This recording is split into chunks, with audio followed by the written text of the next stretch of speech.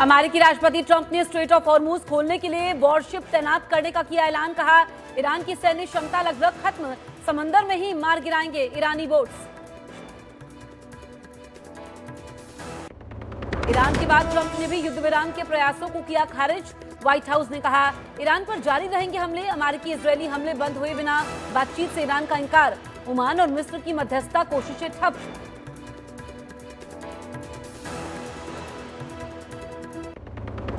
कोलकाता की रैली में पीएम मोदी ने ममता सरकार पर साधा निशाना।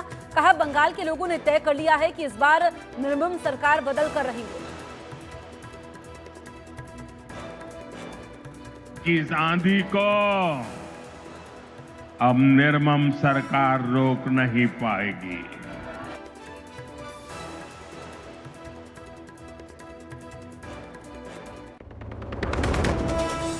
मिडिल ईस्ट में जारी संकट पर केंद्रीय मंत्री पीयूष गोयल का बड़ा बयान। न्यूज 18 के कार्यक्रम में बोले, भारत के पास कच्चे तेल, ईंधन और गैस का पर्याप्त स्टॉक, घबराने या सिलेंडर की जमाखोरी की कोई जरूरत नहीं।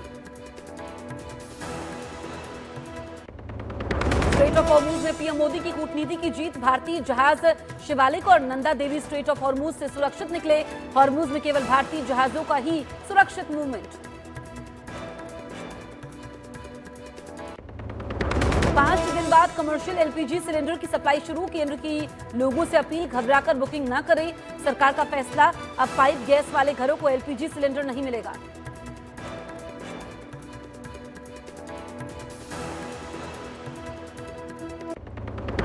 इराक के उम्म कसर बंदरगाह के पास ईरान के ड्रोन हमले में अमेरिकी तेल टैंकर सेफ्सी में लगी भयंकर आग। हादसे में कई लोगों के मारे जाने की आशंका।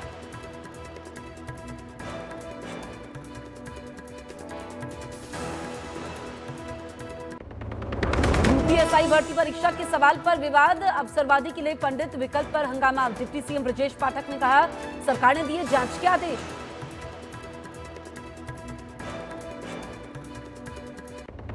लॉरेंस गैंग की रैपर बादशाह को गोली मारने की धमकी।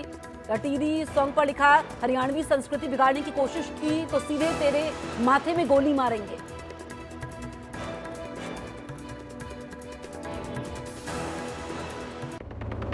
ICC chairman Jay Shah, team India के कोच गौतम गंभीर और टी20 के कप्तान सूर्य कुमार यादव को CNBC TV 18 business leader award से किया गया सम्मानित।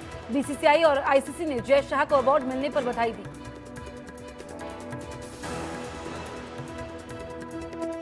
पतंजलि गाय का घी, मां का भरोसा, प्यार से परोसा। सह प्रायोजक वीनस टूल्स, क्वालिटी जिसपे देश करे भरोसा। Venus tools.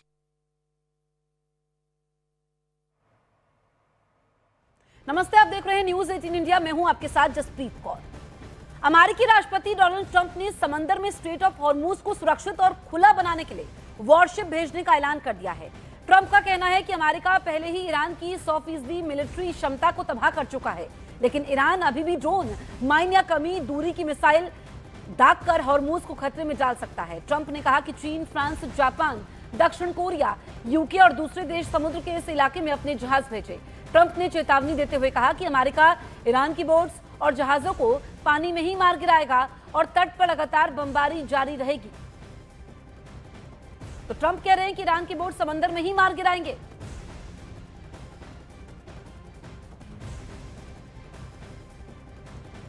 ईरान ने इराक पर अब तक का सबसे घातक हमला किया है। ईरान ने इराक के उम्म कसर पोर्ट पर जबरदस्त हमला कर दिया है। इस हमले में अमेरिकी टैंकर में आग लग गई। तेहरान टाइम्स के ड्रोन से हिट होने के बाद अमेरिकी टैंकर सेफ्सी की पोजीशन उम्म कसर के पास फास्ट ट्रैक हुई है। उम्म कसर पोर्ट इराक का मेन ट्रेड रूट है। यहां से इराक दुनिया भर में जहाज भेजता है। ईरान अब इसे टारगेट कर रहा है। तस्वीरें आप देख लीजिए, इराक के पोर्ट के पास ये जोरदार धमाका होता है और अमेरिकी टैंकर पर ड्रोन अटैक हुआ है। तो ईरान ने इराक पर अब तक का सबसे घातक हमला किया। आपको बताएं कि इराक के उम्म कसर पोर्ट पर जबरदस्त हमला किया है और अमेरिकी टैंकर में आग लग गई। तेहरान टाइम्स के ड्रोन से हिट होने के बाद अमेरिकी टैंकर सेफ्सी की पोजीशन उम्म कसर के आसपास ट्रैक हुई है।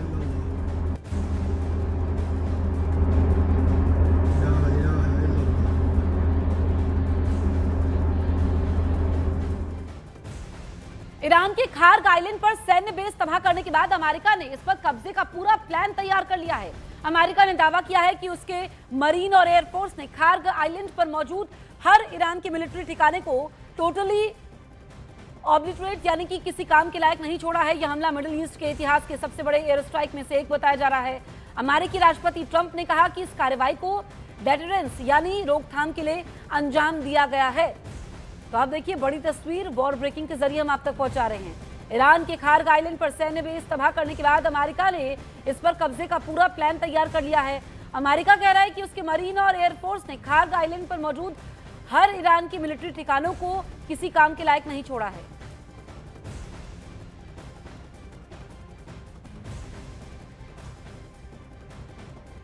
लेकिन ईरान के खार्ग आइलैंड पर अमेरिका की धमकी यहीं खत्म नहीं होती। ट्रंप प्रशासन ने साफ इशारा कर दिया है कि अगर ईरान ने स्ट्रेट ऑफ हॉर्मुज में जहाजों की आवाजाही को रोकने की कोशिश की तो अमेरिकी मरीन अगली कार्रवाई ईरान के ऑयल डिपो और ऑयल टर्मिनल पर करेंगे।